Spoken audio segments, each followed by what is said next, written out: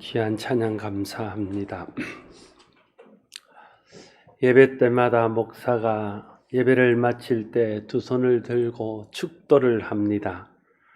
축도는 목사가 하나님을 대리해서 하나님 백성에게 복을 공적으로 선언하는 것입니다.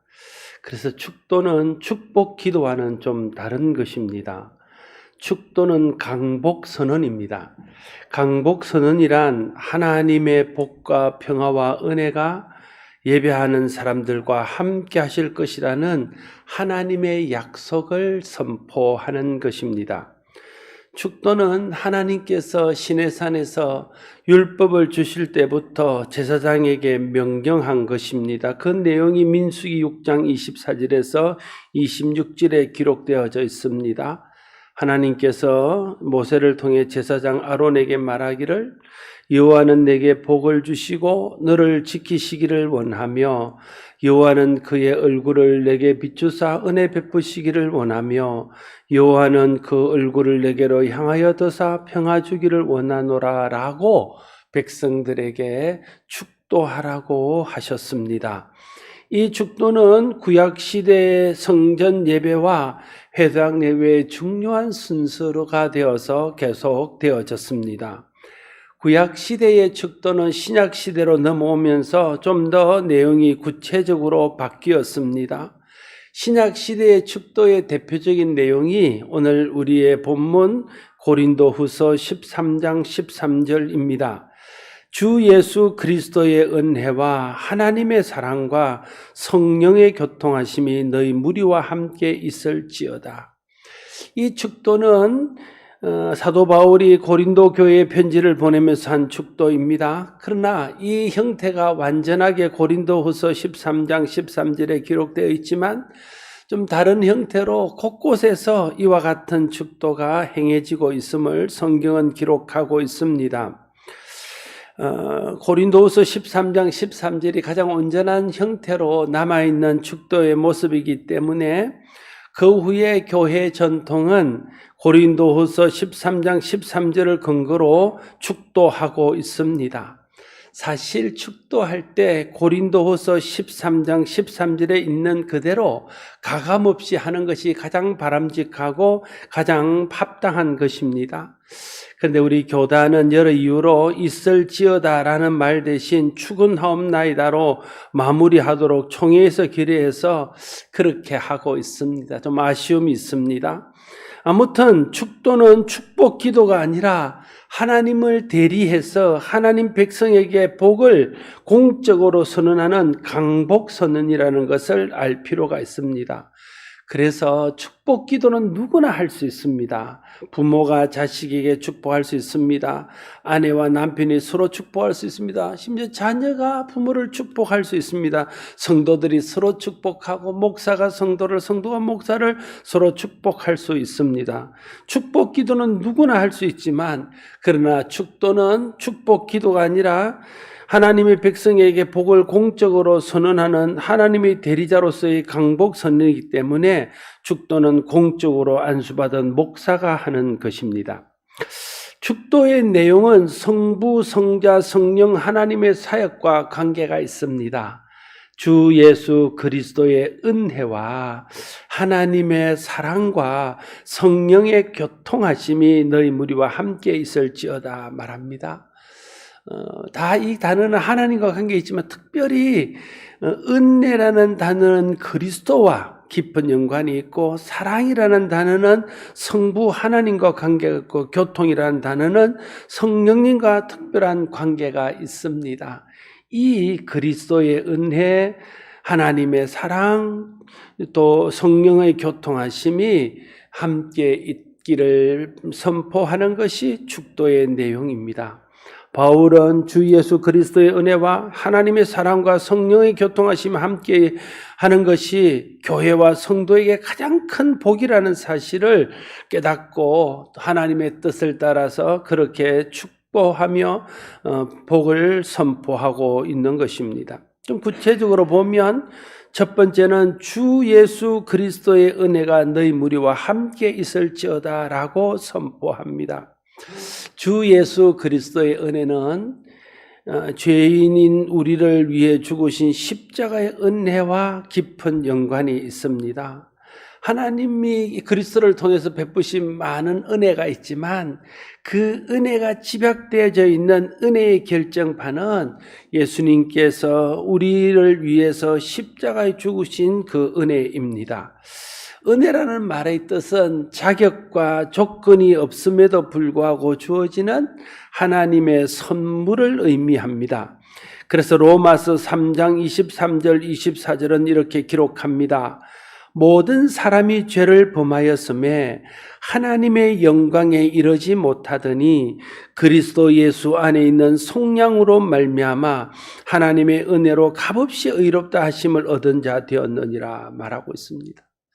모든 사람들이 죄를 범하여 하나님의 영광에 이르지 못한다고 말하고 있습니다. 하나님의 영광에 이르지 못한다는 말의 뜻은 구원받지 못한다는 뜻입니다. 자신이 가진 그 죄, 자신이 짓는 그 죄로 인한 형벌을 영원히 받고 죽는다는 의미입니다. 하나님의 택한 자들이 받는 복을 받지 못한다는 말입니다. 하나님 계신 천국을 갈 수 없다는 말입니다. 그것이 하나님의 영광에 이르지 못한다는 말의 뜻입니다. 그렇게 우리가 하나님 영광에 이르지 못하는 이유는 죄가 하나님과 우리 사이를 가로막고 있고 죄가 하나님의 영광에 나아가지 못하도록 하기 때문에 그렇습니다. 그런데 그리스도 예수 안에 있는 속량으로 말미암아 하나님의 은혜로 값없이 의롭다 하심을 얻은 자가 되었다고 말합니다. 속량이라는 말은 그리스도께서 우리 죄를 대신하여 십자가에서 형벌을 받으심으로 우리가 그 은혜로 죄 용서받고 죄의 형벌에서 벗어났다는 뜻입니다. 예수 그리스도의 십자가의 은혜로 하나님의 영광에 이르게 되었다는 말로 대신할 수 있습니다. 그러니까 죄로 인하여 우리는 하나님 영광에 이를 수 없는 사람이었는데 그게 우리의 정체성입니다. 그런데 예수 그리스도의 십자가의 은혜로 그를 믿는 자들이 죄에서 벗어나 하나님의 영광에 이르게 되었다는 것입니다. 그것이 성경이 말하는 예수 그리스도의 은혜입니다. 오늘 축도에서 말하는 예수 그리스도의 은혜입니다. 그래서 속량받은 우리는 예수 그리스도의 십자가의 은혜로 구원받았습니다.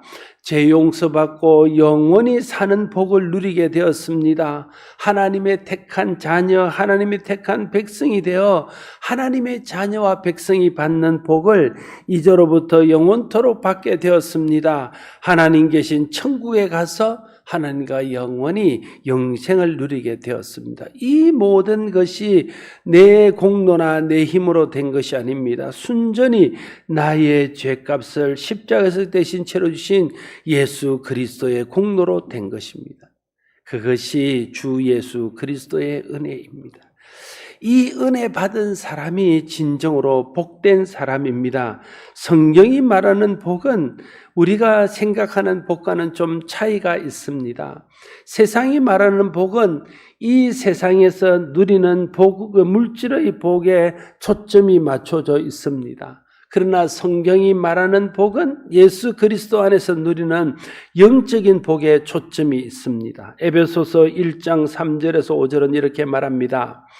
찬송하리로다 하나님 곧 우리 주 예수 그리스도의 아버지께서 그리스도 안에서 하늘에 속한 모든 신령한 복을 우리에게 주시되 곧 창세전에 그리스도 안에서 우리를 택하사 우리로 사랑 안에서 그 앞에 거룩하고 흠이 없게 하시려고 그 기쁘신 뜻대로 우리를 예정하사 예수 그리스도로 말미암아 자기의 아들들이 되게 하셨으니 갈라디아서 4장 6절 7절은 너희가 아들이므로 하나님이 그 아들의 영을 우리 마음 가운데 보내사 아빠 아버지라 부르게 하셨느니라. 그러므로 네가 이후로는 종이 아니요 아들이니 아들이면 하나님으로 말미암아 유업을 받을 자니라 말하고 있습니다. 하나님께서 예수 그리스도를 통해서 우리에게 베푸신 은혜는 죄인이 죄 용서받고 의롭게 되어서 하나님의 자녀가 되게 하는 복입니다. 종이 아니라 하나님을 아빠라 부르는 자녀가 되는 복입니다. 자녀가 되어 하나님의 나라를 유업으로 받는 복입니다. 이 복은 영원한 복입니다. 예수 그리스도의 십자가 은혜는 우리를 죄의 저주에서 구원해내는 데서 그치지 않습니다. 우리를 하나님의 자녀가 되게 해서 하나님의 자녀가 누리는 복을 지금부터 영원토록 누리게 하는 것입니다. 얼마 전에 삼성 회장이었던 이건희 회장이 돌아가셨습니다. 신문에 보니까 그 자녀들이 상속을 받고 상속세로 내는 것, 상속받은 게 아니고요. 상속세로 내는 것이 10조랍니다. 그러니까 도대체 얼마를 받길래 상속세로 10조를 낼까요? 10억도 아니고 10조를 상속세로 낸답니다. 사람들이 다 부러워하고 부모 잘 두어서 복되다 이렇게 말합니다. 요즘 흔히 많이 쓰는 금수저라는 용어가 있습니다. 부모가 재력이 많거나 부모가 자기의 뒤를 충분히 봐줄 수 있는 그런 사람들을 금수저라고 부르지요. 그래서 부모 찬스라는 말이 나오고, 특별히 서울 같은 데 집에 전세를 넣거나 집을 살려는 것이 젊은 사람들이 자기가 월급 받거나 정상적으로는 살 수 없기 때문에 부모가 도와줘서 집을 사거나 전세를 얻으면 그걸 부모 찬스라 그러고, 그렇게 할 수 있는 사람들을 금수저라고 부릅니다. 사람들은 금수저 부모를 둔 사람들을 부러워하고 그런 사람들을 복받았다고 말합니다. 그런데 여러분, 우리는 하나님이 우리의 아버지십니다. 천지를 창조하시고 모든 것의 주인이시며 모든 것을 우리에게 지금부터 영원토록 주실 수 있는 분, 천국을 우리에게 유산으로 주시는 분이 우리의 아버지십니다. 그러면 진짜 우리가 금수저 아닙니까? 우리가 금수저 중에 금수저입니다.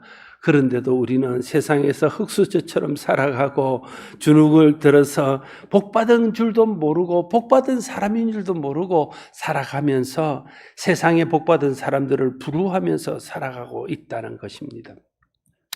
그러나 여러분, 예수 그리스도 은혜로 하나님의 자녀가 되는 복을 받은 것이 진짜 복 아닐까요?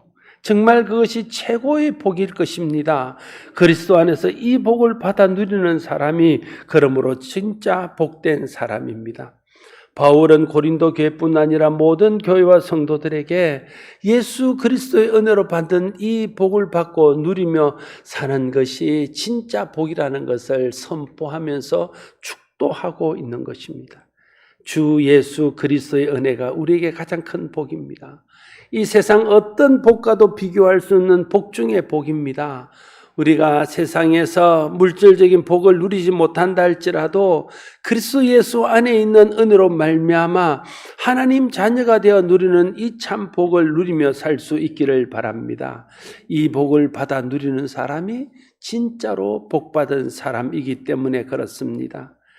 주 예수 그리스도의 은혜가 여러분과 늘 함께 하기를 바랍니다. 두 번째로, 하나님의 사랑이 너희 무리와 함께 있을지어다 라고 선언합니다. 하나님의 사랑은 다양한 모습으로 우리에게 나타납니다. 그러나 하나님 사랑의 최고복은 그의 아들 예수 그리스도를 이 땅에 보내주시고 우리의 죄를 대신하여 십자가에 달려 돌아가게 하심으로 그 은혜로 우리가 영생을 얻게 하신 그 사랑, 그것이 하나님이 우리에게 보여주신 사랑의 최고봉입니다. 요한복음 3장 16절, 하나님이 세상을 이처럼 사랑하사 독생자를 주셨으니 이는 그를 믿는 자마다 멸망하지 않고 영생을 얻게 하려 하심이라. 로마서 5장 8절, 우리가 아직 죄인 되었을 때에 그리스도께서 우리를 위하여 죽으심으로 하나님께서 우리에 대한 자기의 사랑을 확정하셨느니라. 요한일서 4장 9절 10절, 하나님의 사랑이 우리에게 이렇게 나타낸 바 되었으니 하나님이 자기의 독생자를 세상에 보내심은 그로 말미암아 우리를 살리려 하심이라. 사랑은 여기 있으니 우리가 하나님을 사랑한 것이 아니요 하나님이 우리를 사랑하사 우리 죄를 속하기 위하여 화목제물로 그 아들을 보내셨느니라. 하나님의 사랑은 사람이 죄로 인하여 영원히 형벌 받는 데서 구원하신 사랑입니다. 예수 그리스도를 통해서 우리를 용서하시고 우리를 하나님의 자녀로 받아주신 사랑입니다. 예수 믿고 하나님의 자녀가 된 사람들이 이 땅에서와 영원토록 하나님의 자녀의 복을 누릴 수 있도록 하신 사랑입니다. 장차는 하나님 나라를 유업으로 주신 사랑입니다.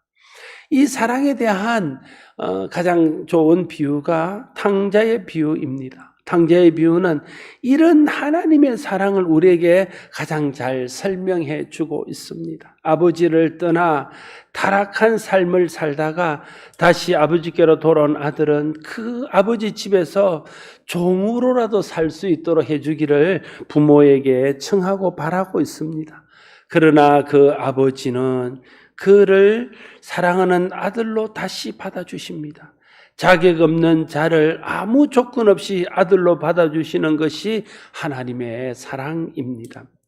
십자가는 하나님의 조건 없는 사랑을 확인하는 장소입니다. 하나님의 사랑이 의심되고 진짜 하나님이 나를 사랑하시는지를 알기 위한다면 우리는 십자가 앞에 나와서 십자가가 주는 의미, 십자가를 통해서 우리에게 베푸신 하나님의 사랑을 확인해야 됩니다. 예수 그리스도의 십자가가 아닌 다른 것에서 하나님의 사랑을 확인하려고 하니까 자꾸만 문제가 되는 것입니다.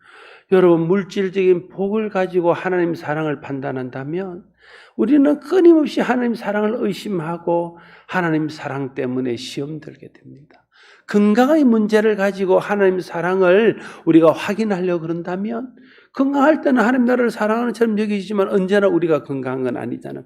나이가 들고 쇠하여가고 병들 때 우리는 하나님의 사랑을 의심하게 되고 그것 때문에 시험 들 수밖에 없다는 거예요. 세상에서 성공하는 것을 하나님 사랑의 척도로 자꾸만 생각하기 때문에 성공할 때는 하나님이 내게 복을 주시고 나를 사랑한다고 생각했다가도 실패하면 하나님 사랑이 의심되어지고 낙심하고 실망해서 하나님 사랑에서 멀어진다는 거예요. 그러니까 하나님의 사랑을 자꾸만 세상의 것에서 찾으려고 그러니까 하나님의 사랑이 자꾸만 흔들리게 되고 우리 마음이 하나님의 사랑을 누리지 못하는 자리에 있게 되어지는 것입니다. 여러분, 부모의 사랑은 어디서 확인할 수 있습니까?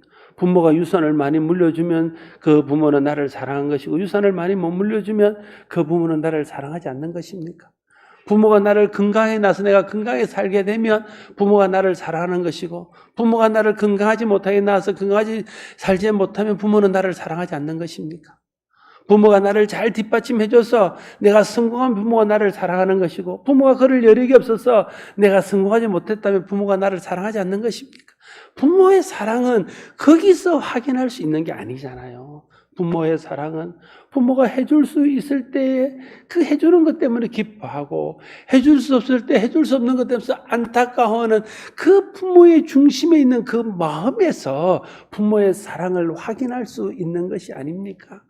부모가 우리를 대하는 한결같은 그 사랑, 거기에서 부모의 사랑을 확인해야 되는 것이죠. 그 변함없는 그 마음에서 부모의 사랑을 확인해야 되는 것입니다. 마찬가지로 우리가 하나님의 사랑을 어디서 확인하려고 그러면 하나님이 변함없는 사랑의 표인 십자가, 그 아들조차도 우리를 위해서 아끼지 않고 내어주신 그 십자가의 사랑에서 하나님의 사랑을 확인하면 하나님이 언제나 내가 잘 될 때든 못 될 때든 내가 성공할 때든 실패할 때든 내가 건강할 때든 내가 병들었을 때든 한결같이 나를 사랑하시는 그 하나님의 사랑을 알 수 있게 된다는 거예요.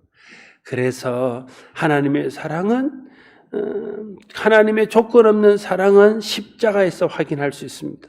하나님께서 아들을 아끼지 않고 우리에게 내주신 것이 하나님의 사랑이라면 그보다 더 큰 사랑이 어디 있겠습니까? 아들을 주신 것보다 더 큰 사랑의 사랑의 증거가 어디 있겠습니까?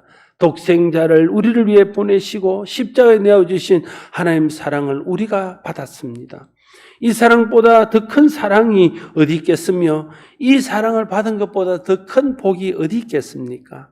하나님이 예수 그리스도를 우리를 대신하여 십자가에 내어주시면서 우리의 죄를 용서하시고 우리를 의롭다 칭하시고 우리를 백성 삼으시고 우리를 자녀 삼으셔서 이후로는 종처럼 우리를 대하지 않고 자녀로 우리를 대하면서 세상 끝날까지 우리와 함께 하시며 자녀의 복을 누리게 하시고 잘 될 때든 잘못될 때는 항상 우리와 함께 하시며 우리를 위로하시고 붙드시고 우리를 격려하시고 전국에는 하나님 나라를 우리의 유업으로 주셔서 우리가 그 천국에서 영원한 생명을 하나님과 함께 누리게 하셨습니다.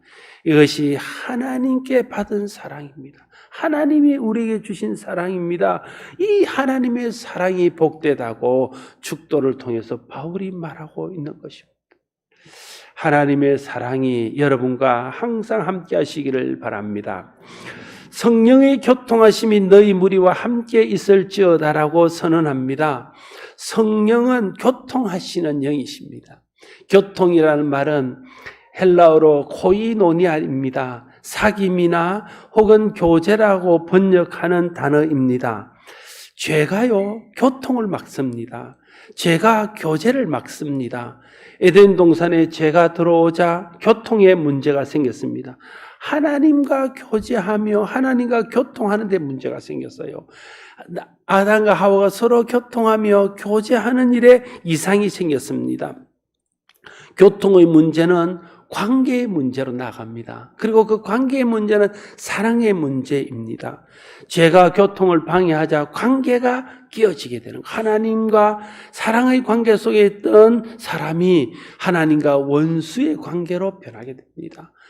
아담은 아내를 향하여 내 뼈 중에 뼈요 살 중에 상이라 부르며 사랑의 관계를 유지했는데 죄가 들어와서 그 관계가 깨어지자 아담과 하와는 서로를 원망하고 서로를 정죄하며 서로에게 모든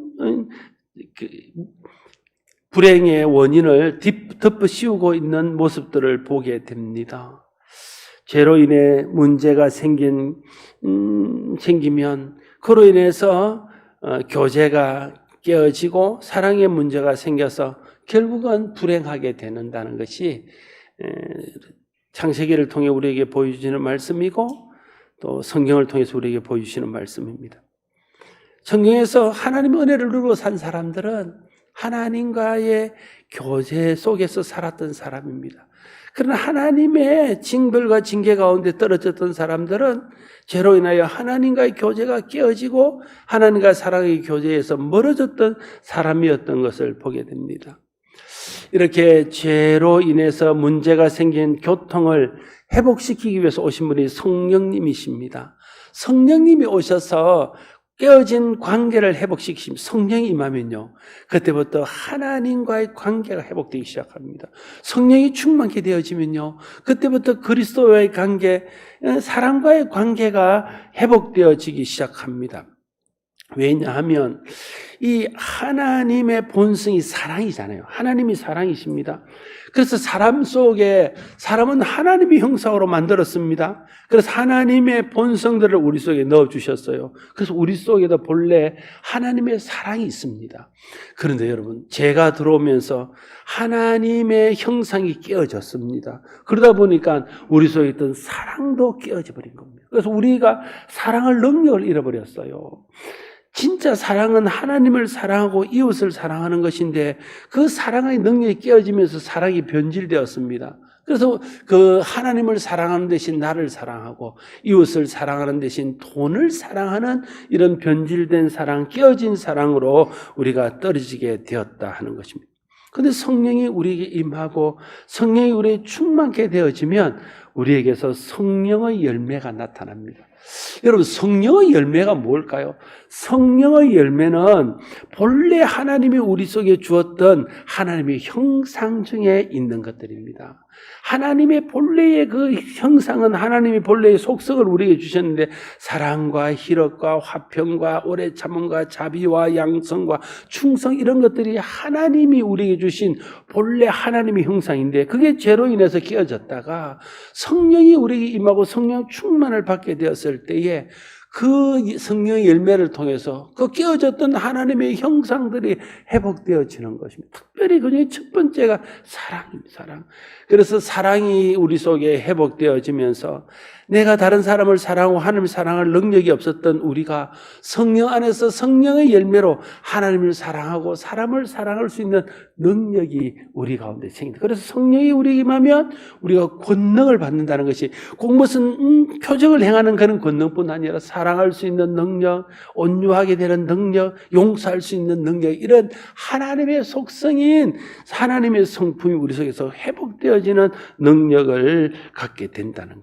그래서 성령 충만하면 그 사랑의 열매로 하나님을 사랑하고 이웃을 사랑하는 바른 관계가 회복되어진다는 사실을 우리가 알아야 됩니다.